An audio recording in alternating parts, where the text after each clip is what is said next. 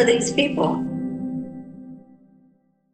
To go along and play along with the narrative, you've got lunatic right-winger lobbyists like Palantir's favorite lobbyist, who used to be a representative in Congress in California, Mike Gallagher, calls for branding Code Pink as domestic terrorists. Now, I've called for a long time that the reason why they went after Julian Assange as hard as they did was that they deemed him a non-state hostile actor, a terrorist, an international terrorist, which then meant that they could do all kinds of different things and throw out all kinds of different laws in order to be able to prosecute terrorism. Thanks for that, Obama.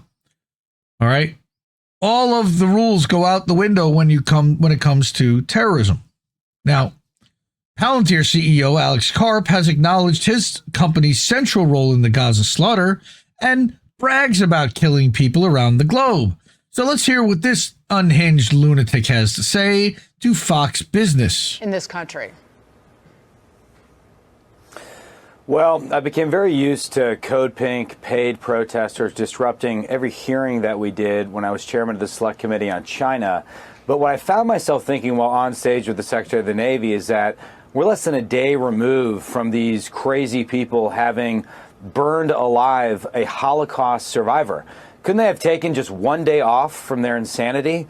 This is now a fringe, sort of woke, anti-Semitic virus that was once confined to college campuses, has now escaped the lab, and these incidents are growing. But again, they're also not interested.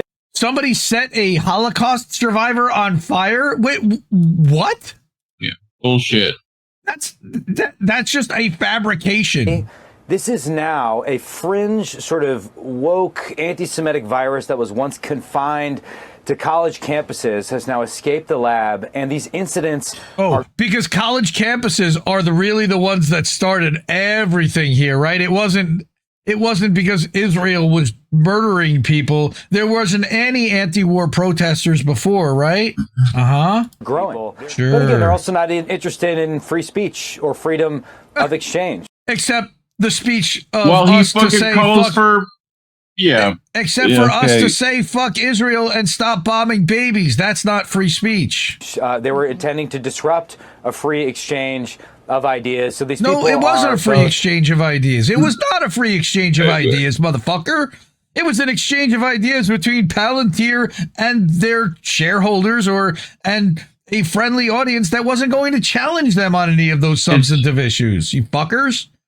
It's a fucking free exchange of ideas while you fucking tear people off the stage. How the fuck that work? Incredibly uninformed. They're brainwashed. Uninformed, brainwashed. Who keeps denying genocide again? Much more, which is a dangerous movement, a domestic terrorist movement. We must use all legal domestic terrorist movement mechanisms at our disposal to prevent people from being harmed. And I think politicians on the left, on the right, everywhere in between can come together around that basic, very fundamental American fact. No, it's not a fact. Politicians on the left, on the right, legal, which is a dangerous movement, a domestic terrorist movement. A domestic terrorist movement. That's dangerous as fuck right there. All right. The domestic terrorists are the guys that are fucking beating up immigrants in the streets right now that have uniforms and nightsticks and guns. Those are the domestic terrorists. Oh, by the way, thanks a lot to our friend Mel, the village crazy lady. But wait, hold on. What else did Max have to say underneath that? By the way, the dissident, our friend and INN co-founder, also published a very long article with a deep dive and expose on Mike Gallagher. But here's a couple of hit points from Village Crazy Lady Mel. Hey, Rep Gallagher, haven't seen you answer the following questions. Why did you collect millions in campaign donations in 2024 despite knowing that you were going to resign from office last January? Why did you not return that money to your donors? Why did you then donate $350,000 from your campaign coffers to the Sagamore Institute 1 month after you were appointed to join their board? Is that how you eventually got your payoff? Because that wasn't your money that you gave. That was people who gave to your campaign. And what are you going to do with the remaining $3.2 million still in your account? Going to launder that back to yourself as well? Why would your PAC not call the law after a thief intercepted your mail, then stole thousands of dollars from your PAC by forging checks? By the way, here are the receipts. Here are the receipts showing that the Sagamore Institute got a $350,000 donation, okay, from Waging Peace Treasurer Paul Kilgore in Athens, Georgia. All right. Meet the team for the Sagamore Institute. Timeline, screenshots, everything. Right.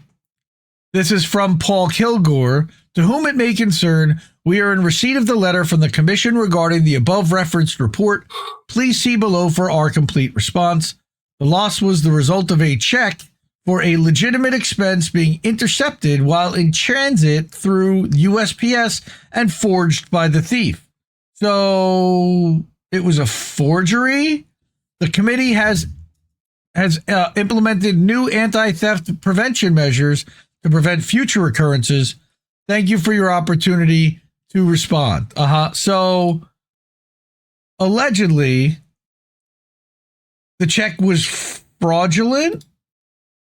Paul Kilgore, Waging Peace. That was March 6th. March 18th. Waging Peace reported fraudulent activity to Nicollet National Bank on July 24th, 2024. The committee can confirm that neither Nicollet Bank nor the PAC contacted law enforcement after the theft occurred. In effort to recover the funds, the PAC submitted an affidavit for fraudulent activity to Nicollet Bank, confirming the funds were stolen by an unknown individual to the campaign on July 30th, 2024. The bank returned to the committee on September 19th that the funds could not be recovered. So the money's gone.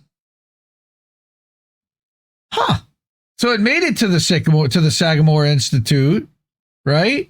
$350,000 was cashed, stolen, but cashed. How couldn't they recover it? These guys could just give the check back, couldn't they? Where's the money, Lebowski? But no, they instead. Look, he got hired. Get out! No way. Yeah, this is the guy that smashes the watermelons, right? I wish. No, he died. We're not going to be remonetized for segments like that.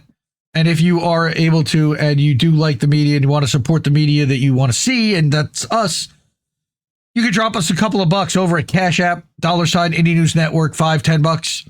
You can give us $5 or $10 over at co-fi.com/Indie News Network, or any amount.